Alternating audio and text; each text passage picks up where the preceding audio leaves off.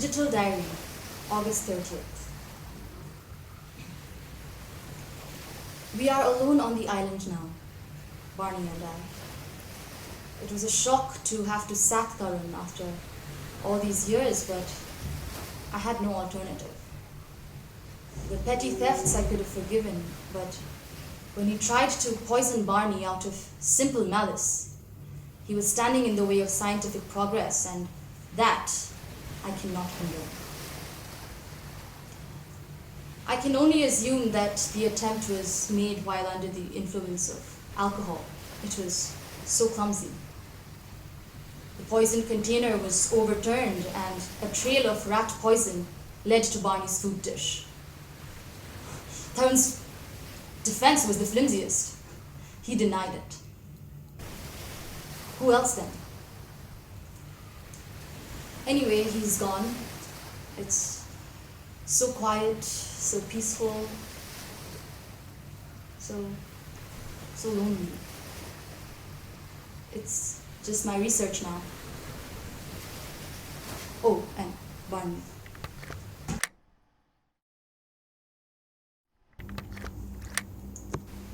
Digital Diary, 10 September. I'm taking a calmer view of the Tarun affair. The monastic life here must have become too much for him. That and the abandonment of his precious guinea pigs. He insisted to the very end that they were better suited than Barney for my experiments.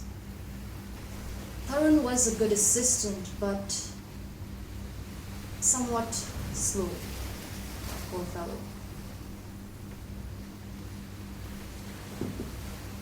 At last I have complete freedom to carry on my experiments without his sulking. I can only suppose his violence towards Barney was jealousy. And now that Tarun is gone, how much happier Barney seems to be. I've given him the complete run of the lab, and it's incredible to see how his newly awakened intellect carries him about. After only 2 weeks of glutamic acid treatments, he's become interested in my library.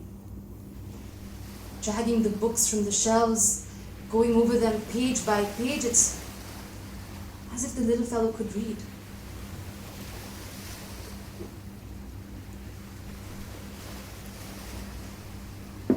Okay, that's it for now. Good night.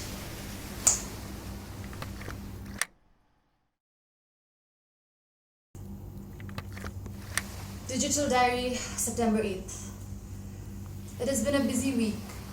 I have moved to the next phase of experiments. For the past 2 days, I've had to keep Barney confined. How he hates it, but there is no doubt that the experiments are a success. There is the risk, ridiculous as it may sound, that he might be able to communicate his intelligence to others of his kind. However small the chance may be, the risk is too great to ignore. Fortunately, there's a sharp. When the experiments are completed, I shall have to do away with Barney.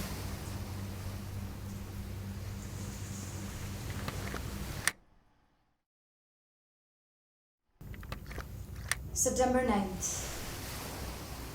This morning I let him out to frisk around before commencing a series of new tests.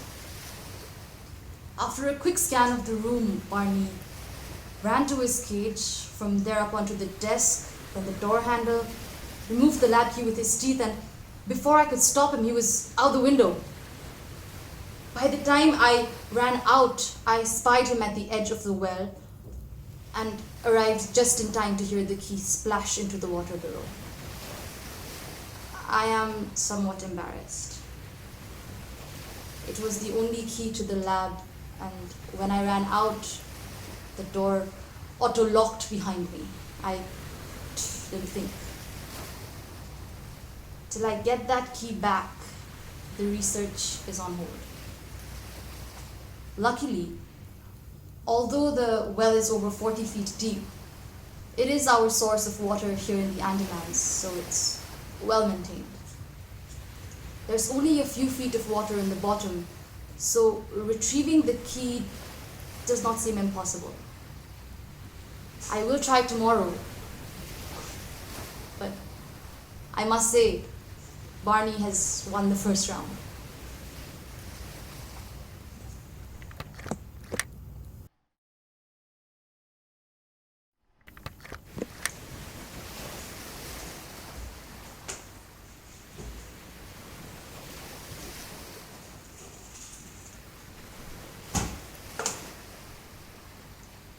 Is the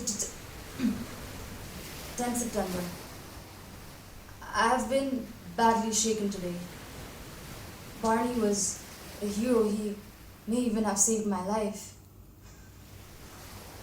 I used the rope from the shed to lower myself into the well, and I reached the bottom quite easily.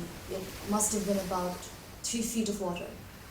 But after only a few minutes of groping for the key, the batteries of my flashlight gave out. So I began to climb out, and a few feet from the top, I could hear excited squeaks from Barney. And on getting to the top, I see that the rope had been almost completely cut. It had been rubbing against the edge of the well wall, and the little fellow had been doing his best, running around, squeaking, trying to warn me. I have replaced that section of the rope, and I have put old jute sacks beneath it to prevent it from rubbing against the wall. I have changed the batteries and have taken every precaution I can to make sure there isn't any risk when I go back tomorrow. I just couldn't make myself do it today.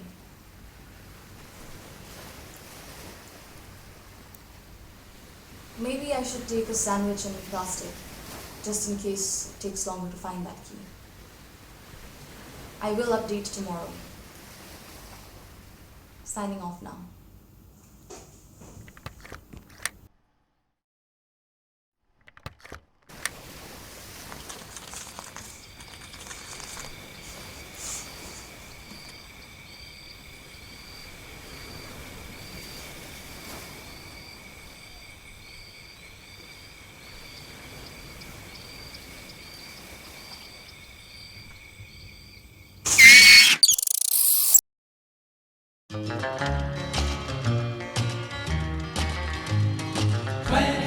Miles across the sea, Santa Catalina is awaiting for me.